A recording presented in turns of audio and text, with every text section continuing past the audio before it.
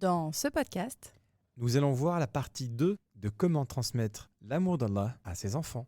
Subhanallah, alhamdulillah, la ilaha illallah. Subhanallah. Bienvenue sur le podcast Muslim Family Time. Moi, c'est Mohamed. et moi, c'est Leïla. Nous sommes mariés depuis plus de 15 ans. Quand je l'ai rencontré, j'étais encore au collège. Et à travers toutes ces années ensemble, nous avons appris comment construire une relation saine et apaisée. Ce podcast est sans tabou.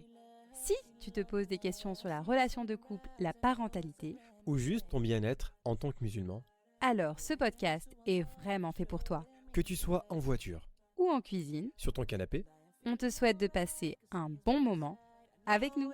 Everything will be okay. So let me hear you say. Salam alaikum wa rahmatullah, bienvenue dans Muslim Family Time. On est très heureux de vous accueillir pour encore 50 minutes, Inch'Allah, ensemble pour parler d'éducation, pour parler d'islam, pour parler de couple. Vous le connaissez, ce podcast, il est à vous. Et il est en compagnie toujours de la ravissante Leïla. Salam alaikum. Wa alaikum salam, j'espère que tu vas bien et que tu as passé une très très bonne semaine. Alhamdoulilah, une très Ouais. belle semaine. Tu vas Alhamdoulilah. laisser tout le week-end avec les enfants. Oh, t'étais obligé de le dire ça. J'avais première des choses à dire à la famille, tout de suite. Voilà. Elle a kiffé ce week-end. Ouais. Et j'ai dû passer 24 heures sur 24 avec les enfants. Ah, alors ça fait quoi d'être dans ma peau? Franchement, je vais pas te mentir, c'était sympa. On Alhamdoulilah. a fait pas mal de choses ensemble, on a rigolé, on a fait des jeux de société, etc. Donc voilà, c'était vraiment agréable, machallah. On t'a passé du temps de qualité avec les enfants. J'ai passé du temps de qualité avec les enfants et franchement, à refaire. Ah bah, alhamdoulilah, bah, je vais partir plus souvent. Voilà, alors. là, on dirait, là, je donne l'impression que je les vois jamais. Et Non, que... mais avant, tu te déplaçais beaucoup, c'est pour ça que je te dis ça. Ouais, non, franchement, c'était un plaisir. Et t'étais pas là, évidemment, c'est différent. Mhm. Parce que, en fait, je peux pas me reposer sur toi, quoi, pour les emmener balader, quoi. Voilà, donc tu as vu quand même que la maison était vide sans moi. Là, c'est vrai que la maison était vide, subhanallah. Et je remarque en fait une chose, c'est que on le réalise pas en fait. Mais les enfants sont très demandeurs, tu vois. Ah. Ils demandent beaucoup de choses, ils posent pas mal de questions. Et là, en fait, toute l'attention était sur moi. Mhm. Et du coup, j'ai dû répondre à des questions que j'avais pas l'habitude de répondre, tu vois. Mhm. Auquel Du tu n'avais pas genre, répondu. quand est-ce qu'on mange pourquoi on mange la même chose? D'accord. Je suis pas habitué à ça, tu vois. Ah ben voilà. Donc c'est bien, au moins tu as pu t'apercevoir de ma valeur alors. Non, mais franchement, évidemment, j'ai pas besoin de ça pour m'en apercevoir. Alhamdoulilah. Mais toi, de ton côté, j'ai vu que tu faisais pas mal de stories. Ouais. Alors, elle, la sœur, elle part en week-end avec d'autres amis, d'accord, avec des sœurs, machallah, pour faire. Qui sont elles-mêmes mamans. Voilà, Voilà. entre mamans, Voilà. elles font une randonnée dans la montagne. Oui. Et donc, elles font des stories. Elles kiffent leur life. Et moi, je suis avec les enfants en train de faire les Oui, devoirs, bah, etc. alhamdoulilah. Bah écoute, bon, on le fait parce que on essaye de s'accorder du temps en tant que maman. Et puis, comme on l'a dit dans l'épisode précédent, je me prépare pour une course et on a besoin de solidifier nos liens, d'avoir cet esprit de collaboration, cet esprit d'équipe. Et donc, pour ça, on est parti pour passer du temps ensemble et pour consolider nos liens. En tout cas, non, franchement, on a passé, alhamdoulilah, un très bon week-end. On a passé une Alhamdoulilah. très bonne semaine. Et Mm. aussi, la famille, vous savez, on a vraiment apprécié vos commentaires et vos réponses avec le dernier épisode qui était sur justement la première partie de comment transmettre l'amour d'Allah à nos enfants. Mhm. Alors, vous avez été nombreux à nous dire que vous avez vraiment apprécié ce podcast, cet épisode. Mhm. Nous, évidemment, on sait qu'il était attendu, on sait qu'on a donné que seulement deux conseils, Mhm. mais ça prouve aussi une chose, Leïla, c'est que les enfants sont au cœur de nos vies, ils sont au cœur de nos discussions. On a à cœur de pouvoir leur partager ce message qui est le message de l'amour Mhm. et qui est le message aussi, un message spirituel. Oui. Donc aujourd'hui, on va faire une partie numéro 2 et elle aura la particularité, Leïla, Oui. d'avoir une invitée. Oui, bah ça y est, l'invité va revenir, Inch'Allah. Donc, on va avoir le plaisir d'accueillir la sœur Kauthar, qui a le compte Instagram by Kauthar. Donc, c'est intéressant parce que c'est une femme passionnée d'éducation, de méthodes d'apprentissage et de neurosciences. C'est une animatrice qui accompagne les parents dans différents programmes, justement. Et donc, on est très content de l'accueillir sur ce podcast. Donc effectivement, on est très heureux de l'accueillir, machallah, la sœur Bai Kauthar. Mhm. Je sais déjà que toi, tu la connais bien, Mhm. tu la suis depuis un certain moment. Oui. Et c'est vrai que moi, ça m'avait un peu manqué de ne pas appeler des invités. C'est ça. Ça va. Donc, on l'attendra en fin de podcast, Inch'Allah. Bon, bah très bien. Alors, on commence par un commentaire. Alors, la famille, depuis que je vous ai demandé de nous mettre 5 étoiles sur l'application Apple Podcast, ça n'arrête pas. Merci beaucoup, ça nous fait plaisir. Et le commentaire aussi, évidemment, on va en lire un qui nous a été écrit par la sœur Alia, la Marseillaise. Mhm. Alors, bravo, merci. J'apprends beaucoup grâce à vous. Bravo pour votre travail et votre générosité. Barakallahu fik, ma sœur Alia. Merci beaucoup, Alia, pour ce message. En tout cas, barakallahu fik d'avoir pris le temps de nous laisser ce petit commentaire qui fait chaud au cœur, machallah. Donc, Leïla, la semaine dernière, on a cité 2 conseils. Et je voudrais d'abord qu'on commence par les rappeler. Oui. Donc, le premier conseil qu'on avait énoncé, c'était de prendre en compte les étapes de développement de l'enfant. C'est ça, on avait évoqué qu'il fallait prendre en compte leur âge notamment et on n'aborde pas la religion et la transmission de la spiritualité de la même façon à un jeune enfant ou à un enfant qui a atteint l'âge de raison. Voilà, On a évoqué ça la semaine dernière. Il y a tu as évoqué l'âge entre 0 et 7 ans, après 7 ans, l'adolescence. Mhm. Donc on voit bien qu'en fait, on s'adresse à l'enfant d'une manière vraiment appropriée à chaque étape de son développement. Exactement. Très bien. Donc, c'est faire preuve tout simplement de pédagogie. Voilà. Et moi, parfois, quand tu me dis que j'ai un âge mental de 7 ans, est-ce que ça veut dire que je suis dans cette catégorie ou... D'accord. Est-ce que je t'ai déjà dit ça une fois? Non, tu me l'as déjà dit, je pense, mais bon. Non. Tu m'as dit quand j'avais 7 ans, justement. D'accord. Alors, Je te connaissais pas. C'est vrai quoi, vous continuez à elle avoir sera de quoi. coupée au montage. Cette petite blague de Leïla, elles seront coupées au montage. Alors, le deuxième conseil était sur la modélisation, sur comment montrer l'exemple. C'est ça. L'importance de montrer l'exemple même. Oui, et d'ailleurs, on avait expliqué à quel point c'est la clé de l'éducation.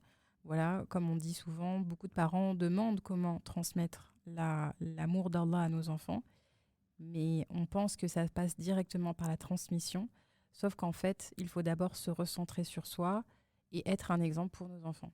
C'est vrai, c'est vrai, Voilà. c'est vrai, c'est vrai. D'ailleurs, toi, une question. Est-ce que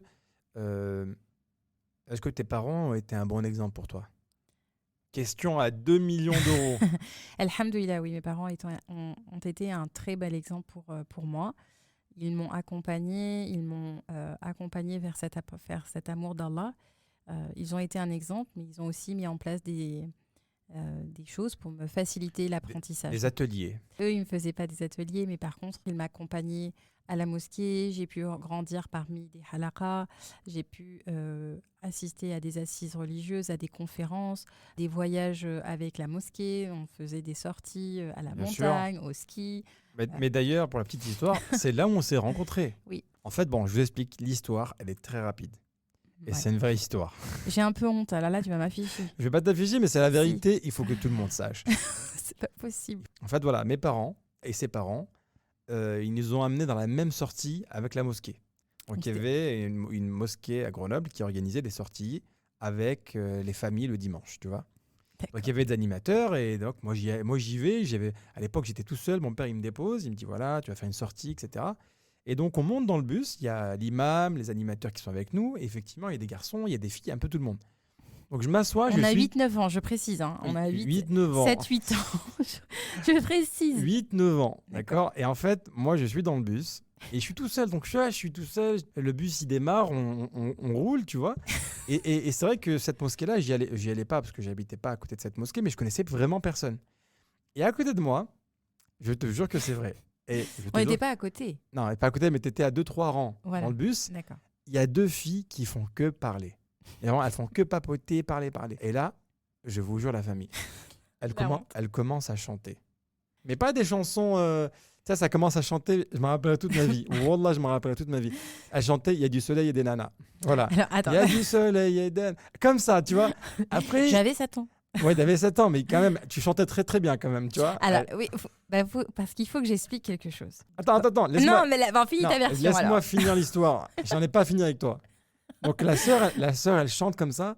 Et moi, inconsciemment, je me dis, Starfall, c'est quoi ça? Bien sûr. Dans une sortie avec la mosquée, ça chante, il y a du soleil des nanas. Et là, il y a l'imam qui vient te voir, toi et ta copine.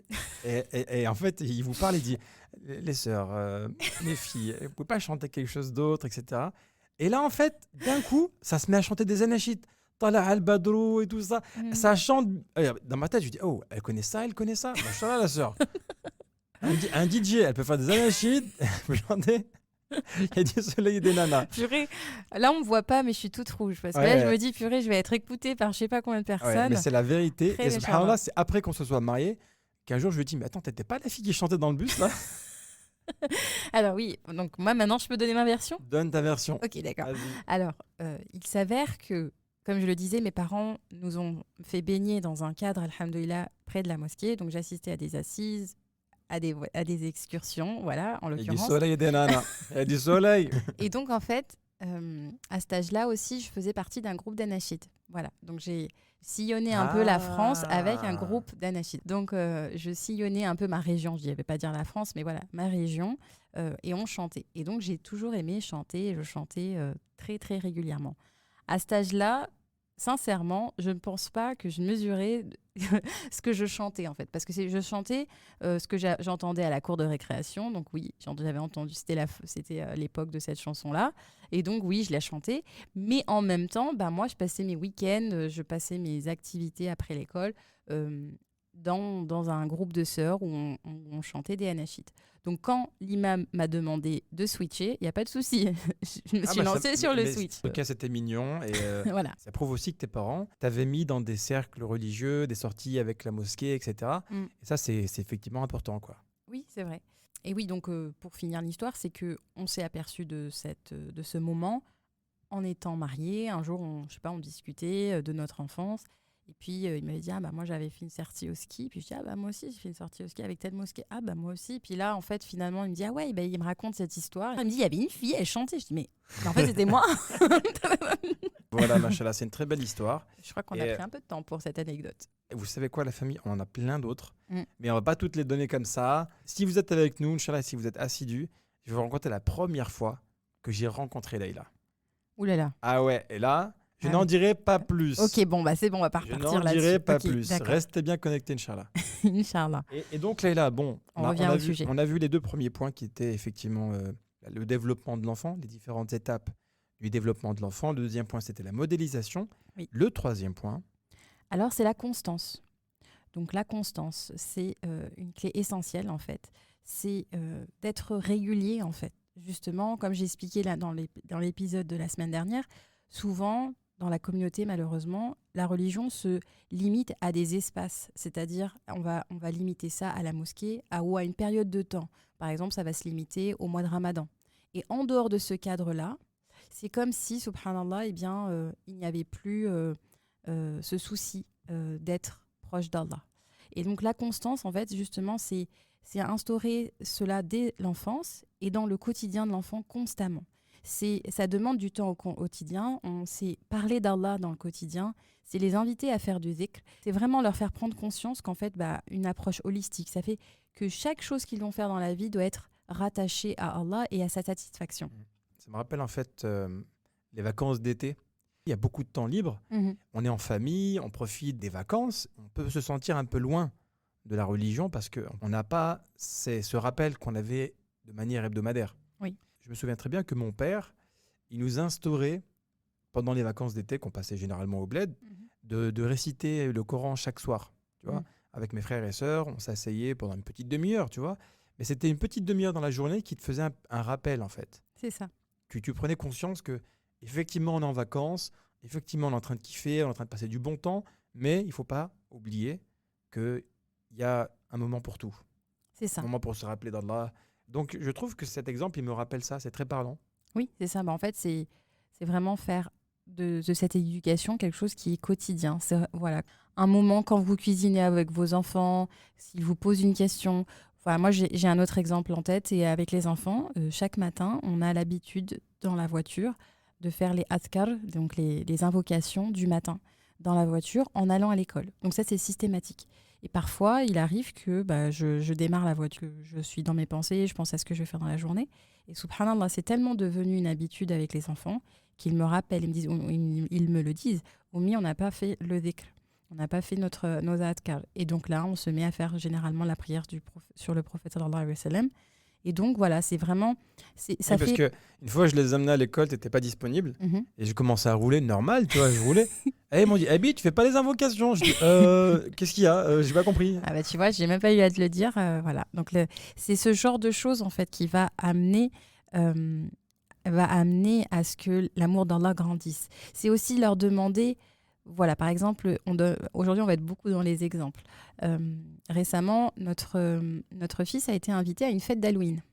Voilà, donc il a reçu une carte d'invitation. Il est venu, Abby, Oumi, il a que 6 ans. Donc les deux grandes, elles sont déjà briefées par rapport à tout ça. Mais lui, il vient, Nia. Ça lui tenait à cœur. Ça lui tenait à cœur parce qu'en fait, toute sa classe allait y aller. Et donc, il vient et il nous montre cette carte. Oumi, Abby, je veux aller à la fête d'Halloween. Et donc, nous, clairement, donc par principe, on ne laisse pas aller nos enfants dans la fête d'Halloween parce qu'on leur explique la signification, parce qu'on a parlé du sens, l'importance du sens. Et donc, on leur donne du sens. Pourquoi cette fête, on ne la célèbre pas? Et donc, on lui a expliqué. Et on lui a rappelé, en fait, on lui a juste dit, voilà, est-ce que tu penses qu'Allah, il serait content?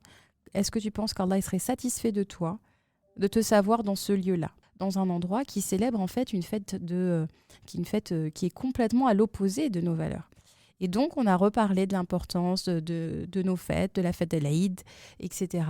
Et donc, voilà, on rattache systématiquement chaque situation du quotidien avec notre spiritualité. Voilà. Moi, je lui ai dit, en fait, tout simplement, je voulais pas lui dire non. Oui. Parce que je savais que dans ses yeux, Mskin, il avait les yeux qui brillaient. Il voulait y aller à Halloween. Il voulait se déguiser, tu vois. Ouais. Mais moi, donc, je lui ai dit, écoute, Ayman, est-ce que tu sais ce que c'est Halloween déjà? Donc, je lui ai expliqué, c'était la célébration des morts. Je lui ai dit, est-ce que toi, tu veux qu'on célèbre des gens qui sont morts, par exemple? Donc, j'ai essayé de lui faire comprendre, attention, avec un vocabulaire d'un enfant de 6 ans, tu vois. Petit à petit, j'ai essayé de déconstruire cette idée que c'était une fête. Oui. Écoute, c'est pas quelque chose qui est à célébrer, normalement, les morts. On doit faire des invocations pour eux. On ne doit pas se déguiser et prétendre quelque chose qui n'existe pas. Et donc, de lui-même, il a commencé à me dire, oui, si c'est ça, on ne va pas y aller, évidemment. Voilà, donc la constance, en fait, dans chaque chose du quotidien, dans chaque situation du quotidien, voilà, notre spiritualité ne se limite pas à un lieu, à la mosquée. Parce qu'à l'époque, c'était malheureusement, dans les familles, on disait aux familles, il faut inscrire ses enfants à des cours religieux, les inscrire à la mosquée, ce qui est certes important d'être dans un milieu social et d'échanger avec des personnes qui partagent les mêmes valeurs. Mais n'oublions pas qu'en fait, la spiritualité, ça s'entretient au quotidien et dans des petits actes du quotidien. Oui. Alors, le dernier point, je pense, sur ce thème ou sur ce conseil de la constance, on l'a déjà dit plusieurs fois, c'est de pouvoir avoir une assise avec ses enfants de manière régulière, une halaqa avec ses enfants. Et ça, pour moi, je pense très sincèrement, c'est ce qui, moi, m'a permis de ne pas glisser, entre guillemets, quand j'étais jeune. C'est vraiment ces assises spirituelles avec des frères, avec mon père, parce que mon père, il faisait beaucoup d'assises, machallah. Et de manière hebdomadaire, on se rencontrait pour parler d'un sujet. Comme on fait actuellement avec vous, en fait, durant le podcast, c'est à peu près la même chose, on ne va pas se mentir. Voilà, dans la halaqa, en fait, on parlait d'un sujet, mais à côté de ça, on rigolait, on mangeait un petit quelque chose en même temps. Bon, là, vous ne pouvez pas manger, mais ça, si, vous pouvez manger, mais nous, on ne peut pas manger avec vous. Mais c'était vraiment un pur bonheur de partager ces 1 heure qu'on avait par semaine. Et en fait, on relâchait totalement la pression.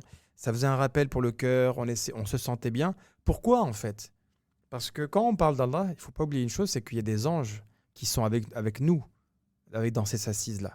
Et quand vous le faites avec vos enfants, croyez-moi que ça change déjà la nature de la relation que vous avez avec eux, parce que vous allez pouvoir parler d'un sujet qui n'est pas le travail, l'école, le sport, le dîner. Enfin voilà, c'est des choses qui vont être vraiment reliées à Allah et ça va vraiment rattacher votre lien spirituel avec eux.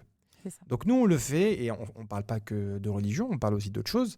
Si par exemple, on voit dans la semaine qu'il y en a une qui a besoin d'un conseil, donc on met l'accent dessus. Oui, le prophète sallallahu alayhi wa sallam l'a dit dans un hadith que la meilleure des actions, c'est celle qui est constante. Donc des fois, voilà, il n'y a pas besoin de faire énormément de choses, mais une chose qui est faite régulièrement. Voilà, chaque jour, dites-vous, dans la journée, n'importe quelle situation qui vous vient, faites le lien avec Allah.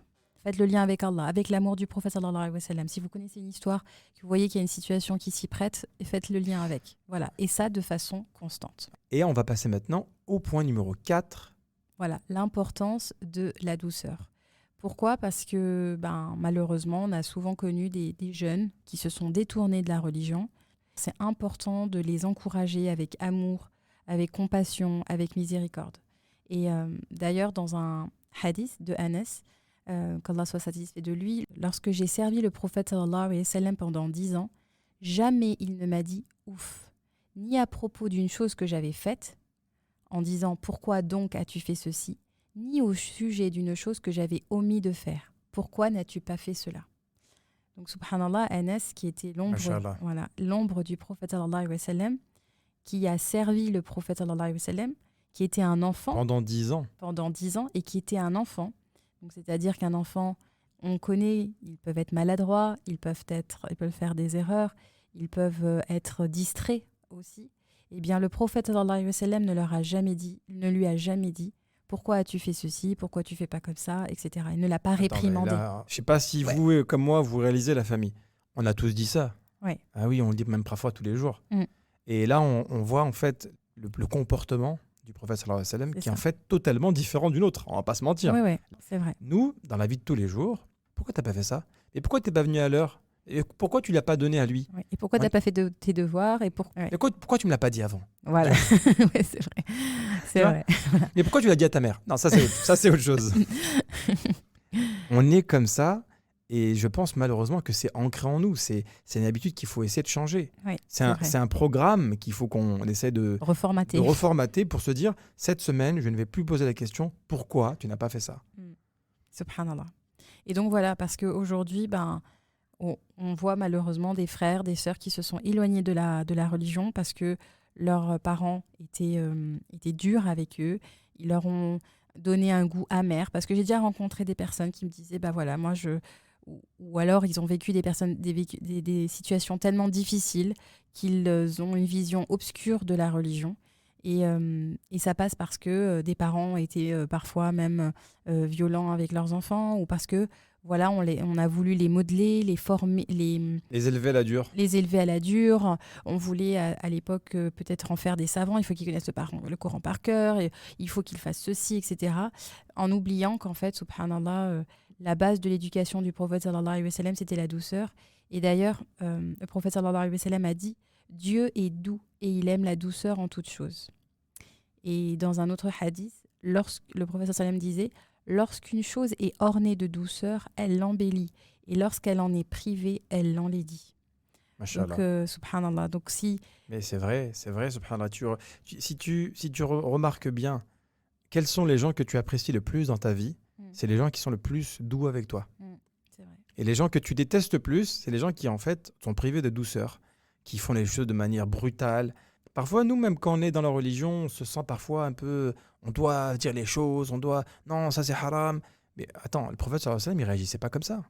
Même si tu regardes la vie du prophète sallallahu alayhi wa sallam avec des hypocrites, même avec des ennemis de l'islam, comment il se comportait avec eux ? Avec douceur. C'est vrai. Lisez vraiment la sira du prophète sallallahu alayhi wa sallam et vous allez être choqués de voir comment il parlait à des gens qui parfois lui voulaient du mal. C'est vrai. Et nous, avec des gens qui nous veulent du bien, déjà on les met dedans, frère. Tu vois ce que je veux dire ? C'est vrai, subhanallah. Ou alors, tout simplement, ils sont tellement durs que justement, ils vont faire paraître la religion de façon noire, de façon obscure, parce qu'ils sont eux-mêmes privés de douceur et ça rejoint les propos du prophète sallallahu alayhi wa sallam. Et une chose qui est importante, voilà, au-delà de transmettre des connaissances, parce que souvent on pense que l'éducation des enfants c'est transmettre des connaissances. Comme on l'expliquait, c'est que la clé de l'éducation c'est l'exemple, mais en fait le cœur c'est le comportement, subhanallah. Tout découlera du comportement, de la bonté, de la douceur, de l'amour. Mais est-ce qu'on enseigne aujourd'hui à nos enfants à vivre le Coran ? Aujourd'hui, j'ai vu récemment, je ne sais pas, une vidéo d'un chanteur, d'un rappeur, qui connaît le Coran par cœur. Il le connaît. Il y en a plusieurs qui l'ont appris jeune, mais qui peut-être n'ont pas la valeur ou n'ont pas le sens et qui sont plus dans l'apprentissage, la mémorisation, plutôt que l'intégration des valeurs du Coran. Donc, alors, quelqu'un qui a les deux, là c'est magnifique. Voilà. Quelqu'un qui a le comportement, c'est ça. qui a compris le message de l'islam, qui a compris le message du Coran et qui en même temps l'a appris, machallah, là j'ai rien à dire. Mais effectivement, moi je préfère mettre l'accent sur la compréhension du message, la transmission de l'amour d'Allah. Et naturellement, ça va suivre, le reste va suivre. Exactement. Parce qu'après, si vous avez réussi à faire pousser cette graine d'amour d'Allah, eh bien, tout en découlera. L'enfant cherchera constamment la satisfaction d'Allah. Et il la cherchera comment? En ayant cette soif d'apprendre, en ayant cette soif de science, en cherchant l'excellence, en fait, à l'ihsan. Il le cherchera parce que déjà, en lui, il porte l'amour d'Allah. Parce que quand on a l'amour d'Allah dans le cœur, eh bien, tout en découle. Eh bien, le bon comportement en découlera, les connaissances en découleront, parce qu'on aura ce souci permanent de plaire à Allah. Le 5e et le dernier point. Oui, alors ça, c'est un dernier point qui est très important.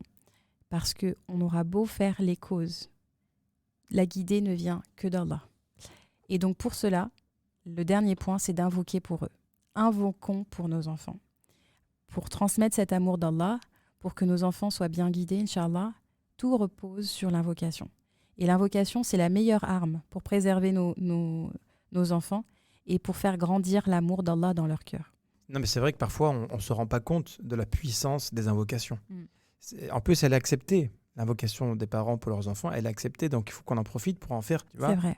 nos enfants, ils vont être confrontés à beaucoup de choses dans leur vie, beaucoup de tentations, beaucoup de difficultés. Mm. Ils auront évidemment besoin de l'invocation de leurs parents. Est-ce que ça vous fait plaisir ou pas quand vous savez que quelqu'un fait une invocation pour vous? Ça vous fait plaisir, surtout vos parents par exemple. Et encore plus quand ils font une invocation et vous l'écoutez. Quand vous êtes au téléphone avec votre maman et que votre maman vous dit qu'Allah il te donne ça, Allah yaftah alik, Allah yarda alik. C'est des invocations. Tu sens ton niveau de foi qui augmente. Tu prends des mains, Parce qu'en fait, tes parents, ils t'envoient de la bonne vibration, des bonnes énergies. Ils t'envoient surtout de la bénédiction. Mm. Tu vois, quand ta mère, elle te dit qu'Allah soit satisfait de toi, les anges, ils disent Amin, ça y est, tu montes. Eh ben, n'hésitez pas aussi à le dire à vos enfants. De leur dire qu'on les aime. C'est important de dire qu'on est fier d'eux. Mais c'est aussi important de leur dire que je demande à Dieu qu'il te donne ça. Je demande à Allah qu'il t'ouvre les chemins de la réussite. Et les enfants, ils écoutent ça, ils sont « Ah ouais, elle parle à Dieu, pour moi. » Elle comprend qu'il y a une communication qui se met en place et qu'il y a une invocation qui est faite pour elle ou pour lui. Exact.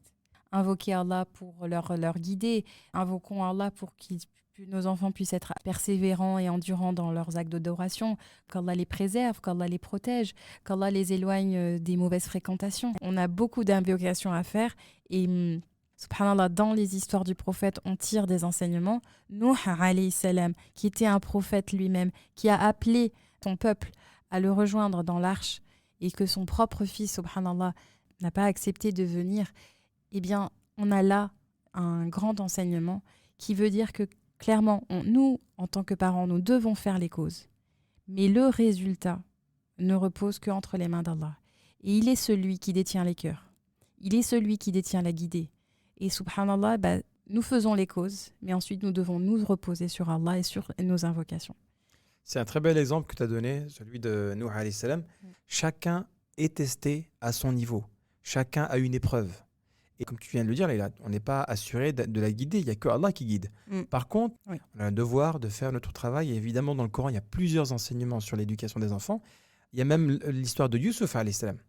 Comment les frères de Youssouf ont fait un complot contre lui, comment le père a été patient. Tu te rends compte que les prophètes ont tout vécu. Oui. Ils ont vécu des épreuves que nous, on ne peut pas vivre parce qu'ils ont un niveau de foi tellement élevé.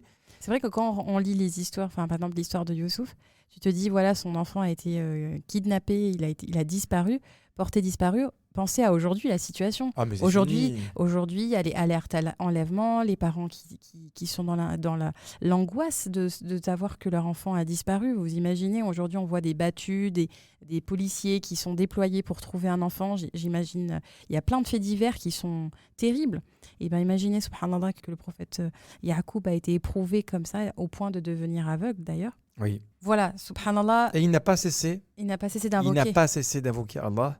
Alors, il le mentionne dans le Coran. Mm. Il a été patient et sa patience a été récompensée. Mm. Donc, même parfois, quand vos enfants, ils vous font la misère, Mm. même parfois, quand vos enfants, ils vous éprouvent, rappelez-vous qu'il y a des prophètes qui ont aussi vécu la même chose que vous et leur réaction n'a pas été la violence. Leur réaction n'a pas été brutale. Elle a été dans la patience. Dans la patience et dans le refuge vers Allah. Et dans la connexion avec Allah. Et c'est là où vous allez voir que parfois, vous planifiez des choses dans votre tête, mais Allah a un meilleur plan pour vous. nos enfants qui sont encore petits, Ouais. qu'Allah subhanahu wa ta'ala, il les préserve, on a peur quand ils vont grandir, comment ils vont, Mm. est-ce qu'ils vont nous causer du souci. On a des enfants petits, mais c'est vrai qu'on a aussi notre fille aînée, par exemple, qui est dans un âge critique, entre guillemets, Oui. l'âge de l'adolescence. On a des défis, voilà, donc on a forcément un souci permanent. Mais je lui ai parlé cette semaine. D'accord. Ouais, je lui parlais, tout ça, on a discuté, parce qu'avec ma fille, elle a 13 ans, Ouais. elle va sur ses 14 ans bientôt, machallah. Donc j'essaie de lui dire, enfin de lui faire comprendre que ça y est, je ne suis plus vraiment ton papa, on peut être amis, quoi, tu vois. Ouais. Donc j'essaie de lui Parfait. parler en lui disant, voilà, ben, écoute, pour la halaqa et l'assise qu'on a chaque semaine, je lui ai dit cette semaine, là, c'est toi qui vas préparer quelque chose. Mm. Tu vas nous faire un petit résumé sur quelque chose que tu as appris cette semaine et tu vas le partager avec tout le monde. Parce que les enfants, c'est aussi là où ils vont se sentir investis d'une mission, c'est quand on va leur donner des responsabilités, quand ils vont commencer à proposer du contenu, à parler. C'est ça. On arrive sur la. Alors, Laïla, on a fait, machallah, les 5 points qui ont été pour moi très instructifs, très enrichissants. Maintenant, on va passer à l'appel à l'invité spécial qui est la sœur Kawthar. Tout à fait. Alors, sans plus tarder, on va l'appeler. Allez, bismillah. Bismillah.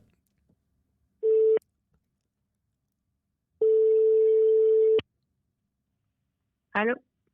Allô, salam alaikum wa rahmatullah. Wa alaykoum salam. Salam alaikum, Kawthar. Wa alaykoum Bienvenue. salam, Leïla. Tu vas bien? Barakallahu fikoum. Est-ce que vous allez bien? Très bien, alhamdoulilah. Alhamdulillah, on va bien, alhamdulillah. Bah, écoute, Kawthar, Alhamdulillah. bienvenue dans Muslim Family Time. Tu es en direct dans le podcast. Direct, je sais pas. C'est plutôt Barakallahu préenregistré. fikoum.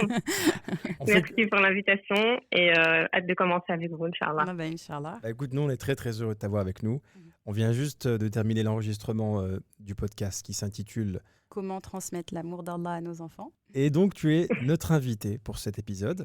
Alors, bah, on va en profiter pour la présenter. Donc, Kawthar, alors, tu me dis si j'ai tout bon, hein, d'accord?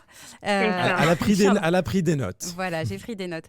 Alors voilà, Mashallah, Kawthar, on peut dire que tu accompagnes les parents dans différents programmes, notamment pour les accompagner vers une parentalité consciente, notamment par rapport à la spiritualité. Donc ton focus, c'est quand même la spiritualité, Mashallah. Tu es une femme. Exactement. Voilà, tu es une femme passionnée sur l'éducation des enfants, la spiritualité, les différents types de méthodes d'apprentissage et les neurosciences. Tu es aussi maman IEF, hein, on peut dire, donc tu fais l'école à la maison, Oui. machallah. Et Oui. donc tu es créatrice de supports pédagogiques. Ouais. Et tu animes également des ateliers ludo-éducatifs pour les parents, pour les enfants, pour accompagner justement les parents et les enfants dans l'éducation de leurs enfants, Inch'Allah. C'est ça. Waouh. Exactement. C'est un très joli CV, machallah. Et toi-même, Inch'Allah, tu Voilà, as baigné d'accord. dans un cadre, si j'ai bien compris, ton papa est imam et théologien et ta maman prof Exact. d'arabe. C'est ça. Exactement. Ouais. Ça rejoint encore une fois le sujet, c'est l'environnement dans lequel on a grandi qui nous aide aussi à être l'adulte de demain. Exact. Donc, d'où l'importance aussi d'avoir un environnement sain et équilibré pour créer des personnalités saines aussi dans le futur, Inch'Allah. Machallah. Machallah. Depuis combien de temps tu es dans ce domaine, Kawthar? Alors, je suis déjà on est maman, donc on rentre dedans très rapidement. Donc, maman, maintenant, mon aînée, elle a 9 ans, bientôt 10 ans, Inch'Allah. Machallah. Donc, j'ai eu un déclic. J'étais dans la création j'ai toujours été dans l'entrepreneuriat. Donc, c'était rien à voir avec l'éducation en réalité. Mais toujours dans la créativité et dans la création de contenu. Quand j'ai eu ma fille, j'ai eu un déclic en fait par le besoin finalement de devoir éduquer ma fille. Oui. Et je me suis très vite rendu compte que en fait on devient parent, mais éduquer ça s'apprend. Donc c'est quelque chose qui demande des compétences. Et pour avoir des compétences, on a besoin d'apprendre, de s'entraîner, de se relever, de tomber, de se relever, de retomber et de continuer à apprendre. Et je me suis rendu compte qu'en fait je manquais très vite d'outils. Plus mon enfant grandissait, plus elle avait de nouveaux besoins et plus je manquais d'outils. Donc à un moment j'étais dans l'apprentissage, on va dire, où j'avançais en même temps qu'elle, mais au bout d'un moment je me suis rendu compte que non, en fait il faut avoir toujours une longueur d'avance sur nos enfants pour pouvoir en fait éviter les obstacles qu'on va rencontrer dans notre quotidien. Et donc c'est là où j'ai dû doubler la cadence et donc accélérer le rythme et me former davantage pour anticiper les besoins de ma fille et pouvoir les combler pour éviter en fait, si on peut appeler ça une carence, dans son éducation. Et après, ça se suit avec le deuxième enfant qui a une personnalité totalement différente, souvent encore d'autres horizons de l'éducation, donc des personnalités, des besoins qui sont totalement différents en termes d'apprentissage, en termes de gestion d'émotions, en termes de relations. Quand on a un enfant qui est beaucoup plus difficile, une personnalité beaucoup plus forte face à une maman qui est plutôt calme, douce comme moi, enfin plutôt calme et qui évite le conflit. On est vite perdu en fait face à un enfant qui est prêt en fait à avoir un conflit avec toi. Ouais, Et c'est là, vrai. tu dis, mais non, en fait, je vais pas rentrer Donc, même ça, vraiment, c'est avec un enfant de 2-3 ans. Hein. Mon fils, il est encore petit, mais Mhm, j'ai senti encore que c'était un autre aspect de l'éducation qu'il fallait que je développe. mhm. Et au fur et à mesure, en fait, c'est avec mes propres besoins que je me suis formée. Et maintenant, aujourd'hui, j'ai voulu, donc, depuis maintenant peut-être 5-6 ans, je pense, ouais, Mhm. aider d'autres parents à en faire de même, en fait. En fait, ce que tu disais, c'était très intéressant. Nous, en tant que parents, on peut penser que une fois qu'on a eu le premier enfant, c'est bon, on a tout découvert, on a fait C'est le tour de la fini. question. Les suivants, ça va être très Peanuts. facile. Mhm. Comme tu l'as justement Exactement. dit, en fait, chaque enfant a sa propre personnalité et on se fait avoir en tant que parent. Mais le premier était vraiment Exact. simple. Pourquoi ça se passe pas comme ça? Ouais. Il y en a D'autres qui tombent sur un premier simple Ouais. et d'autres commencent avec un. Donc, il y en a, le premier, c'est tout de suite, ils ont envie d'avoir un deuxième. Ouais. Et d'autres, une fois qu'ils sont le premier, c'est non, plus jamais, je comprends pas comment on fait pour en avoir plusieurs.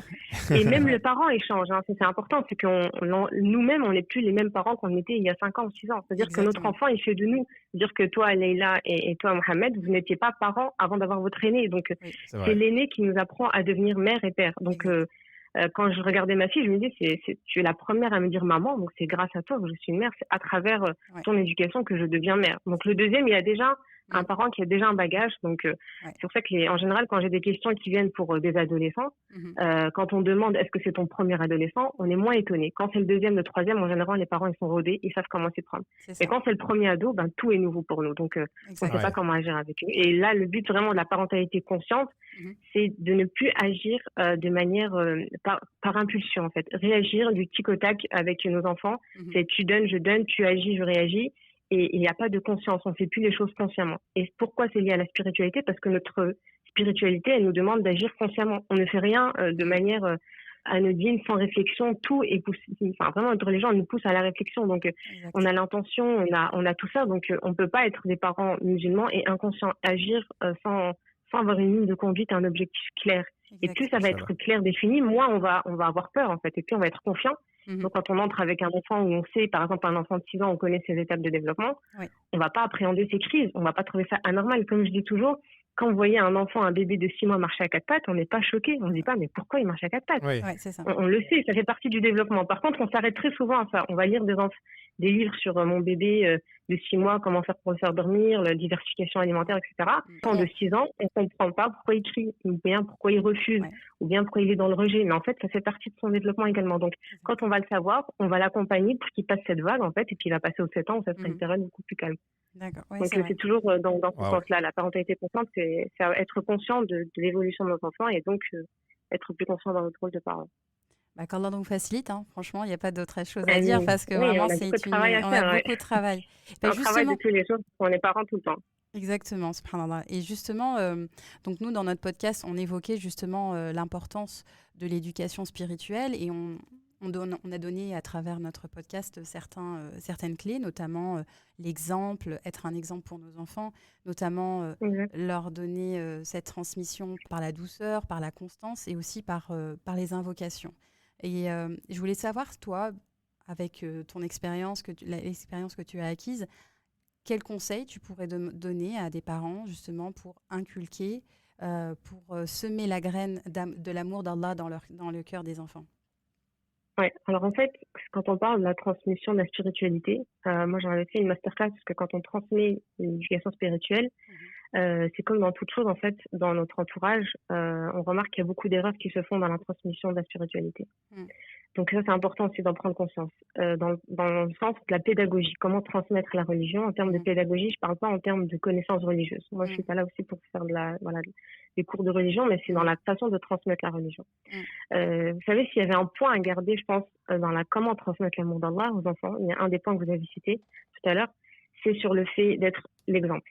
En fait, l'exemplarité pour l'éducation des enfants, c'est le top 1 en fait, et c'est celui qu'on va utiliser dans toutes les compétences qu'on veut transmettre à nos enfants.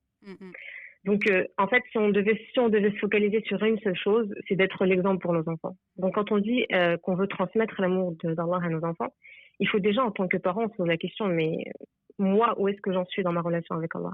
C'est ça. Ouais. Moi, où est-ce que j'en suis dans mon amour envers Allah Azza wa Jal?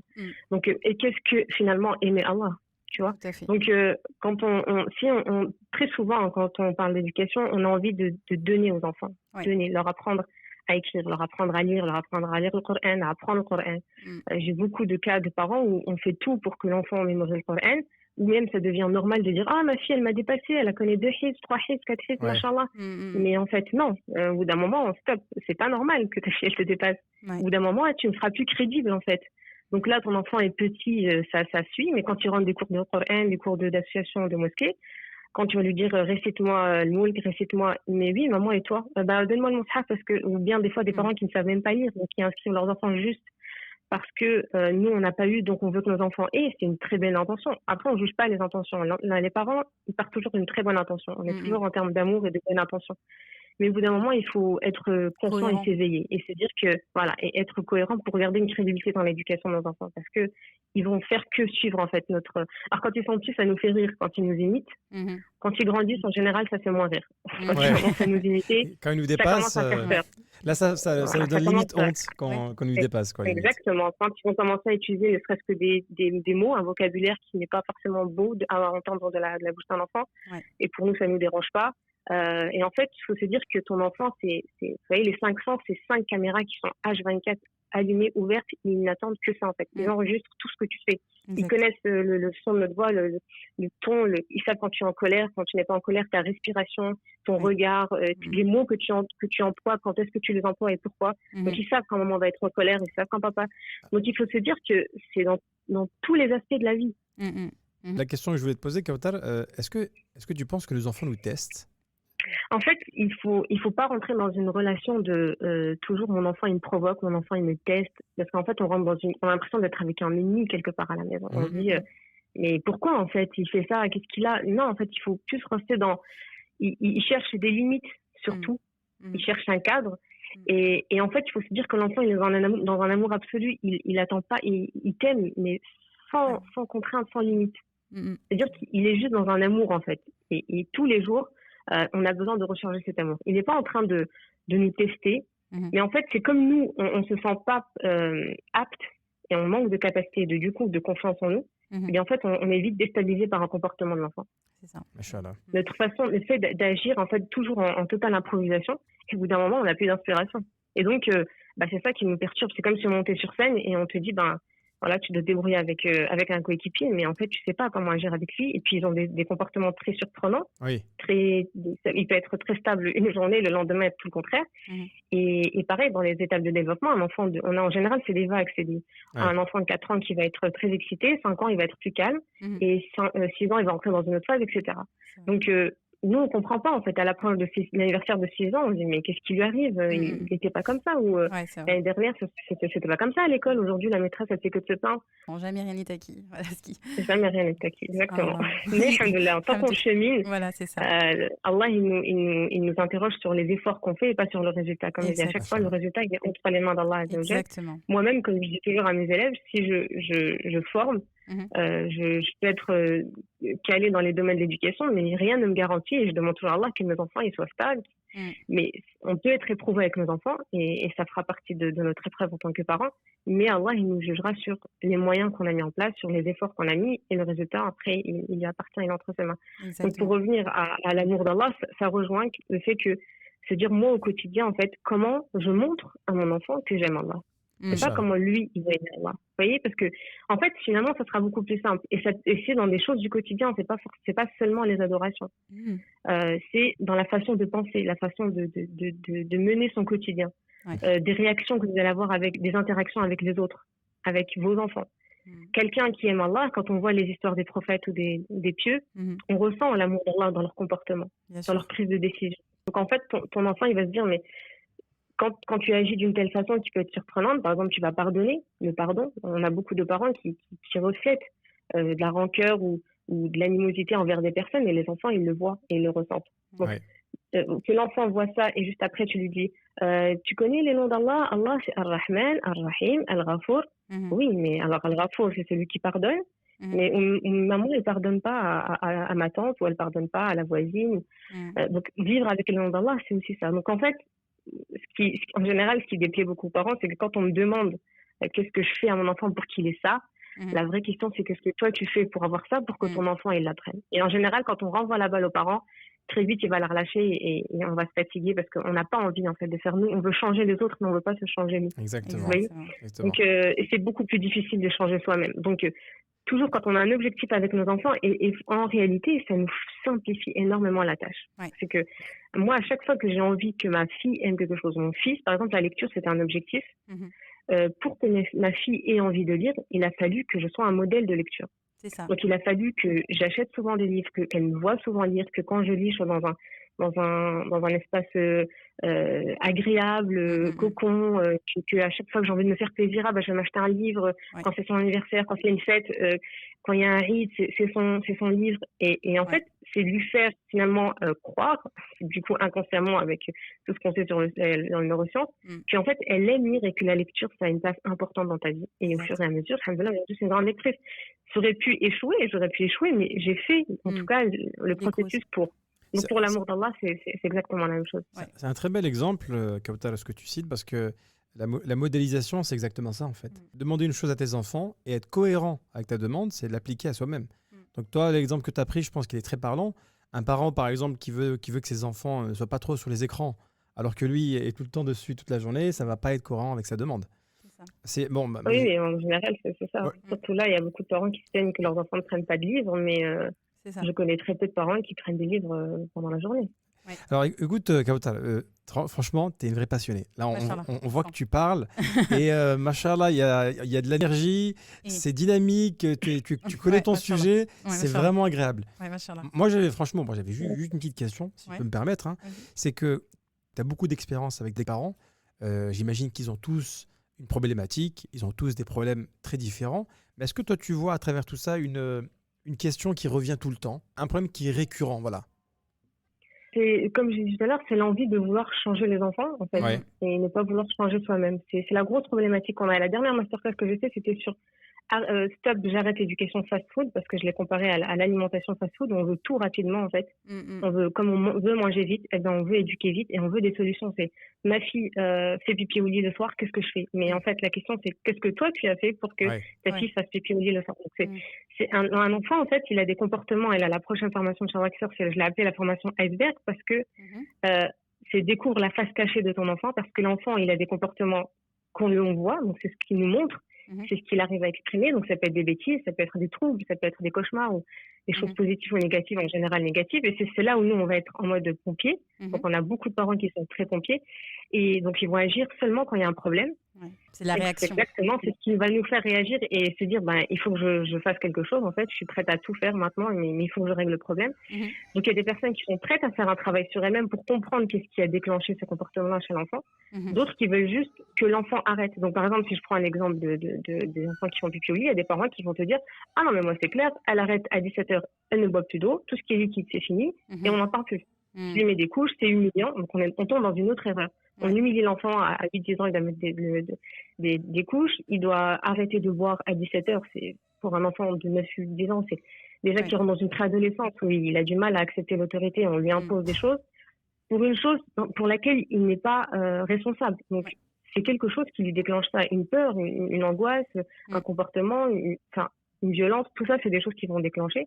Donc là, le but du parent, ça va être d'apprendre à identifier le besoin de ton enfant, qu'est-ce qui l'a poussé à faire ça, qu'est-ce qu'il a eu comme besoin, et donc qu'il l'a exprimé par un comportement non désirable, en fait. Mais à la base, il faut comprendre le symptôme, qu'est-ce qui a déclenché ça, pas seulement poser un pansement dessus et passer à autre chose. Et en fait, on cumule, et après, on comprend pas pourquoi on a des crises d'adolescence excessives, ou bien on n'a plus de communication avec nos enfants. Et ça commence très tôt.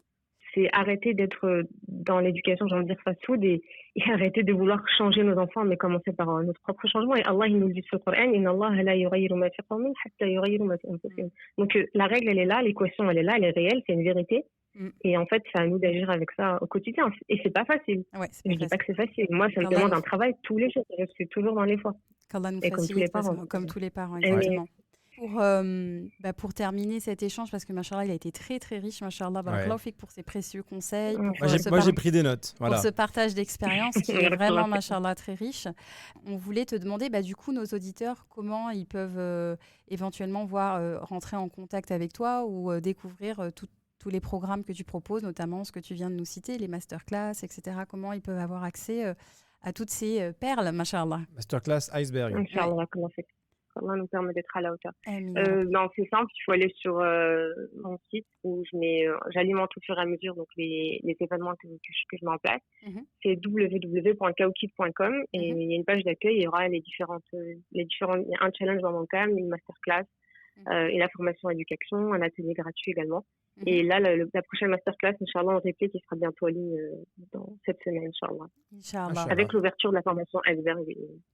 Ah, très bien, Bah, très bien. machallah, donc ça tombe à pic. Alors, Inch'Allah, on mettra en barre d'infos, je pense, pour nos auditeurs Bien sûr. sur notre épisode, le lien de ton site, Inch'Allah, pour qu'ils puissent accéder à tes formations, Inch'Allah, et bénéficier de toutes ces sagesses, Inch'Allah. Qu'Allah nous facilite. En tout cas, Barakallahu fikoum, merci pour votre invitation. Et qu'Allah vous facilite tous vos projets, Inch'Allah. C'est Amin. très agréable de vous entendre, Inch'Allah, de vous écouter. Et Amin, qu'Allah vous barakallahu fik. facilite pour la suite, Inch'Allah. Amin, barakallahu fik, Kawthar, d'avoir Merci, répondu barakallahu. favorablement à cette invitation. Ouais, merci encore, Kautal, pour ces précieux Barakallahu conseils. fikoum. On a la chance d'avoir eu un cours privé, là. Tu sais, moi, je me sens comme dans une masterclass. Ouais, c'est vrai. C'était vraiment... Alhamdulillah. si j'ai pris des notes, c'est que c'était vraiment, machallah, c'était vraiment très intéressant. Alhamdulillah. Inch'Allah. Inch'Allah. Barakallahu fik. Barakallahu fikoum. À très bientôt, Inch'Allah. Inch'Allah, merci à toi. Salam alaikum wa rahmatullahi wa barakatuh. Wa alaykoum salam wa rahmatullah. Waouh, machallah. Bah écoute, c'était vraiment un super appel avec la sœur Kautal et Leïla. Oui, franchement, machallah, alhamdoulilah, ça fait vraiment toujours autant plaisir de recevoir de belles personnes sur notre podcast. En plus, on se rejoint. Et voilà, c'est rassurant de voir qu'alhamdoulilah, on a les mêmes valeurs et qu'on a pu avoir la même approche. Et elle nous a partagé en plus son expertise. Donc c'est top, machallah. Ouais, les mêmes conseils, hein, la modélisation. Ouais, d'être un exemple. Voilà, alhamdoulilah, je pense que c'est vraiment... Si nos auditeurs doivent retenir un seul conseil des 2 épisodes, je pense que c'est vraiment celui-ci. Être un exemple pour nos enfants, Inch'Allah, et d'incarner les valeurs que l'on veut voir chez eux, Inch'Allah. C'est un très beau conseil. Et moi, je vais essayer de justement faire la même chose, en fait. Quand je voudrais conseiller quelque chose à Nouhaïla, essayer de me l'appliquer à moi-même. C'est ça. Là, par exemple, si je lui demande de ne pas trop rester sur les écrans, je vais déjà, moi, Exact. réduire un peu la cadence avec Ouais. les écrans. Même si on n'a pas trop le choix, hein, tu sais. Après, c'est un peu ton outil de travail aussi, donc voilà. Voilà, exactement. Donc, je perdrai mon travail, mais c'est pas grave. Elle pourra passer moins de temps sur les écrans. Alors, Leïla, dis-nous tout. La semaine prochaine, on a un invité ou pas? Quel est le sujet? Alors, a priori, on n'aura pas d'invité, puisqu'on a dit que maintenant, on resterait sur une invitation par mois, Inch'Allah. En revanche, ce que je sais, c'est qu'Inch'Allah, bidnillah, le sujet sera sur le pouvoir des invocations. C'est un Waouh, sujet qui nous a été machallah. très demandé. Eh ben, écoute, j'ai hâte et je sais déjà que tu es en train de travailler sur le sujet. Donc, je te souhaite bon courage déjà. Barakallahu fik. Et, et la Toi de famille. faire bien le montage pour cet épisode. Je vais faire le montage pour cet épisode, évidemment. La famille, on vous souhaite, Inch'Allah, de passer une excellente semaine. Inch'Allah. Passez un grand salam à vos enfants. On les embrasse et on espère, Inch'Allah, qu'ils seront de bons musulmans. Inch'Allah. Et n'hésitez pas également à leur faire écouter ce podcast. Peut-être qu'en écoutant cet épisode, ils vont aussi comprendre à quel point on met beaucoup d'efforts à faire en sorte que leur éducation soit parfaite. Et on espère qu'eux aussi peuvent également en profiter. Inch'Allah. Je vous souhaite une bonne semaine et je vous dis à très vite. Salam alaikum. Salam alaikum wa rahmatullah. كن يدا بالخير تمتد وهدى بالحب يسعد كل ذات البين إصلاحا يشيد كل جرح القلب بلسم وانشر Si ce podcast t'a plu, alors rejoins-nous dès maintenant sur Instagram, YouTube et Facebook. Visite également notre site internet muslimfamilytime.com. Tu y trouveras des vidéos et des articles qui te plairont sûrement. Merci encore pour ton écoute. Et en attendant, n'oublie pas de remercier Allah pour tous les bienfaits que tu as au quotidien. À très vite. Salam alaikum.